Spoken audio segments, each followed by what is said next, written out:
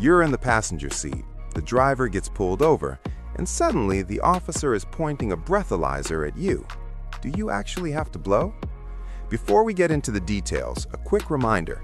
I am not a lawyer, and this video is for informational purposes only. It is not legal advice. Imagine you're heading home from a long dinner. You weren't the one driving, you're just catching a ride. The blue lights flash, your friend pulls over, and the officer starts asking you questions. Then comes the big one. I need you to step out and blow into this handheld breathalyzer. In the United States, your rights as a passenger are very different from the person behind the wheel. When someone gets a driver's license, they generally agree to implied consent laws.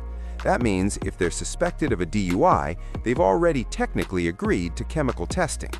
But as a passenger, you never signed that deal.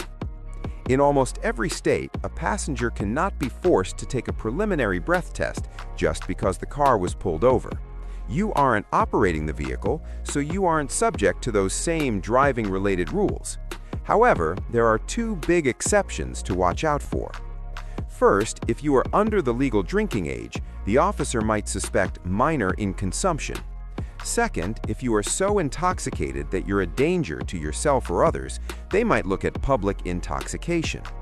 Even then, a breathalyzer is usually considered a search under the Fourth Amendment, and unless there's a specific warrant or very specific probable cause, it's typically voluntary. So what should you actually say? Most people get nervous and start arguing, or worse, they start rambling. The goal is to be the coolest person in the car.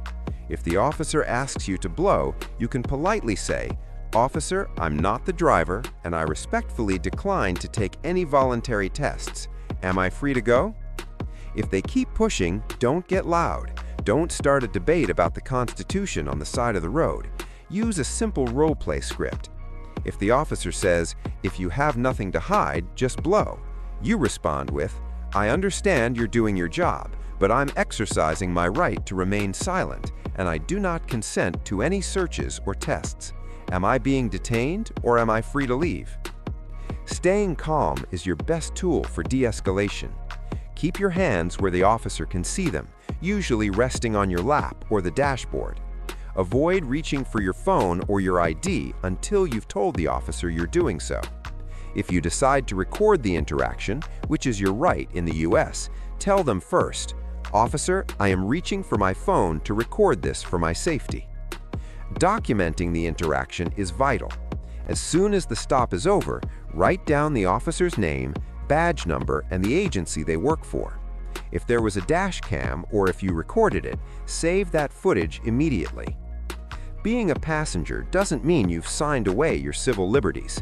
You have the right to privacy and the right to refuse voluntary testing.